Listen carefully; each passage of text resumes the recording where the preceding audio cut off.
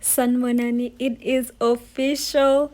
Umfana ulenzile iqiniso. U-Amahle is officially the wife of Umpumelelo Mseleko, the first wife, Kesana's. But she is not a virgin.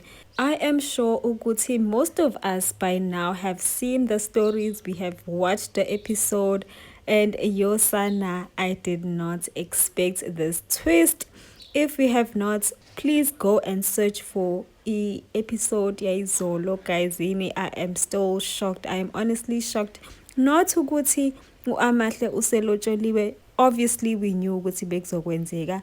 Most of us have already known ukuthi walotsholwa nini exactly, because people did tell us on Facebook. But what is shocking to me is the fact that she is not indeed a virgin.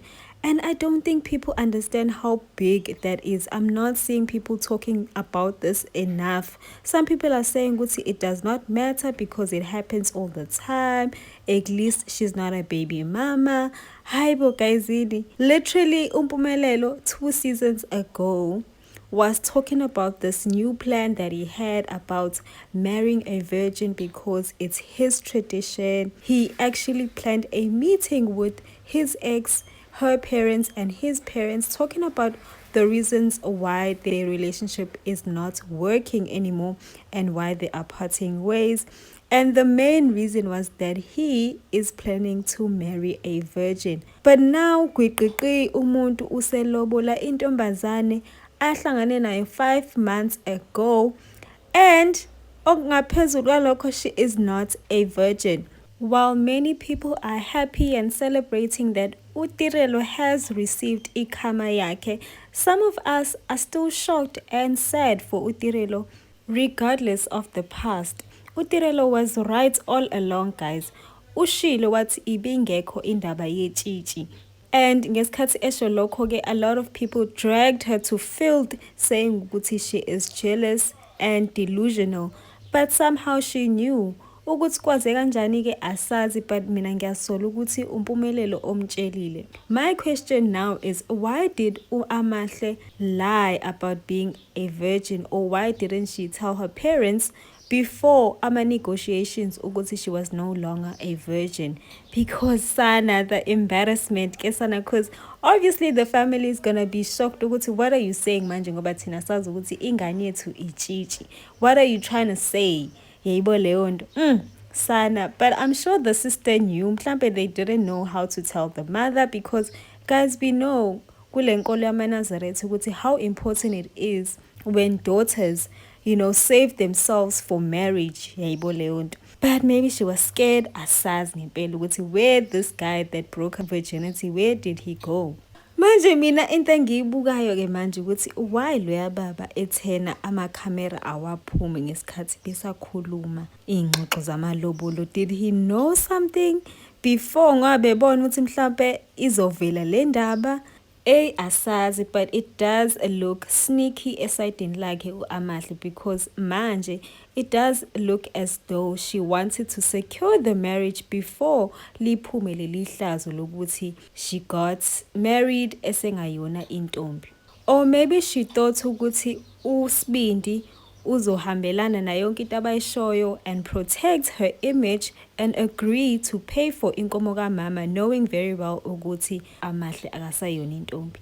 But my thing is, mina kuyo yonke lento, now that the truth is out in the open, I feel like uSibindi did uTirelo dirty, guys. If he really loved her like he claims to, bekumele alinde kulungise zonke lezi inkinga lezi athi zikhona emndenini kaTirelo, then ke mase enza iqiniso, because kunini isocial abantu nkosiyami lilwa ngapha nangapha lilwela yena only to be betrayed kanjena, guys. And he claims ukuthi uyamthanda. Honestly, it was better kwaziwa ukuthi nje uAmahle uyitshitshi, because then you can justify ukuthi okay, umshade ngoba eyitshitshi wamenza umamkhulu, and like he said ukuthi umamkhulu kumele kube unkosikazi ongakazi nje alale nendoda. But now it's like, hayibo guysini, go through all of that, uyilwela indoda, fighting to be umamkhulu, only for the man to not only marry intombazane ahlangane nayo 5 months ago, but engasiyona itshitshi. So what's special about this lady that he couldn't wait ukuthi kulungiswe zonke inkinga kaTirelo, then ke ashade yena uTirelo kuqala, then mase eshada le ntombazane. But let us look at some of the reactions from fans who are shocked at what we saw kule episode. U-Ayanda kena uthi so uMpumelelo uvukile, left uTirelo at uMzumbe, went to pay ilobola and came back like nothing happened. Hayibo, waze wamuxhaphaza. uHappy yena uthi hayi ngivele ngaba weak masethi akamtshele asebenzise icondom. Uphelokazi yena uthi hayibo kutsho bani ngoku? Shuthi nje some people just don't watch this show. And then uMbali athi yes kuyasho nje ukuthi owaseGoli uTirelo and she is Tswana. Imfundiso yakhona asiyazi impela ihamba iphelelepi. Even ukurasa nje amemeze thina kwaZulu kwababezala nje awukhulumi naye umakoti uyintombi. Umaka Amahle yena uthi but kubhlungu lento abayenze kuyena ethi ehlezi nabo egcekeni bahambe bayolobola engazi kuyolotshola omunye ekhona yena engalotsholiwe. Umxhaphazile nje lo mfana. Aphenduleke uPhelokuhle athi if wayehlakaniphile wayezohamba nalaba abahamba babengazona izidenge, yena wayecabanga ukuthi bazizo. Athi ke uAnonymous she was pretending and now she can't anymore. uAnonymous uthi inkinga kaTirelo she wants to copy i-character kaMayeni, uyakhohlwa ukuthi yena she's just a girlfriend laphayana.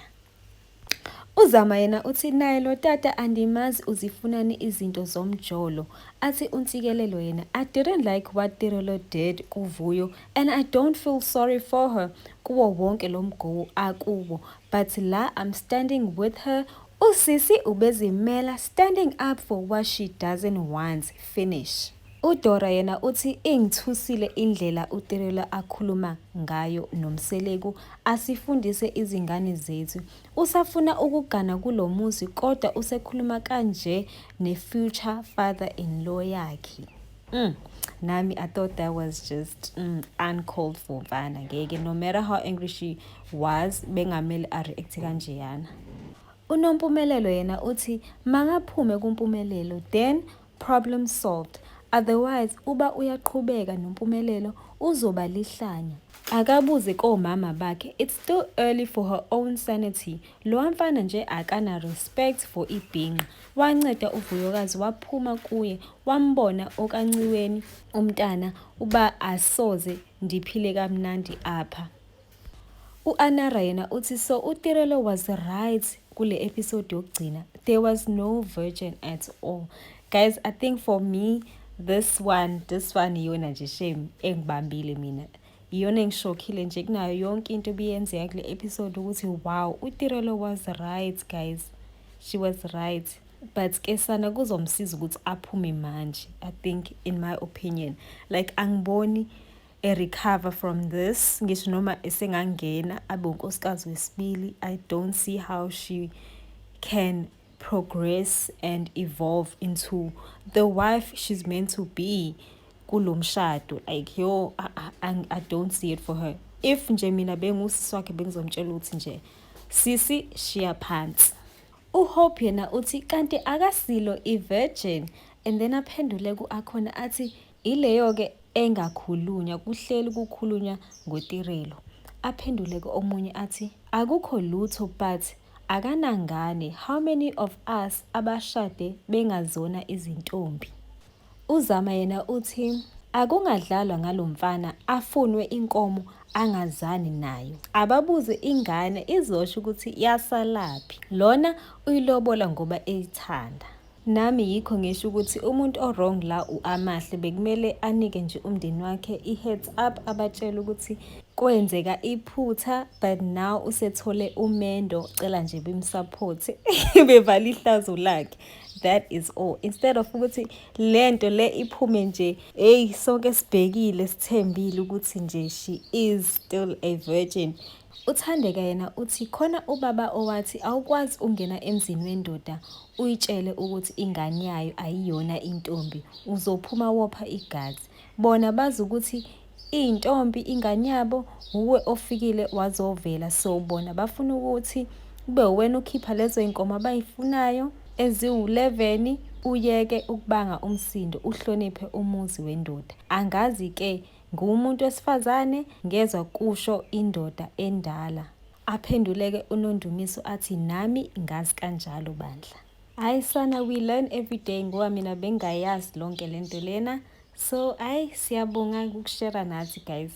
UNomfundo yena uthi uTirelo ulotsholwe ngoNovember nje last year. Aphenduleke uSandile athi hayibo athi noNtuthuko hayibo kanti awuyibukeli yini uthando nesithembu kuthiwa umuzi wokuqala owakabiyela obekuyiswa khona abakhongi bampumelelo.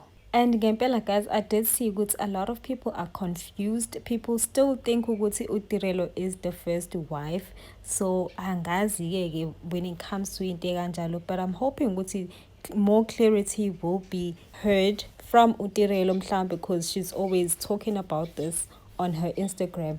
But kesana on Instagram, hey bakithi ubaba Mseleku did post a reel of Umpumelelo no Amahle, and the comment section kesanas was ablaze. Omunye ke uthi uAmahle uyobe sethi yena akagananga ndoda yamuntu wayithola ingaganiwe. Hey guys, kusazoshuba ngempela. Omunye athi some women don't love themselves. The difference between men and women, we preach and don't practice. Men, on the other hand, practice what they preach, not forgetting to put themselves first. Udombiena uti, I can't believe that majority of these comments are women glorifying Umbedo, like applauding Umpumelelo for betraying another woman. Uvuyo was done wrong by Umpumelelo, not uTirelo. I don't see any comments here condemning what Umpumelelo is doing to women. It shows how much better people can be. Uvuyo was hurt by Umpumelelo, not uTirelo, and you guys are not saying anything about that.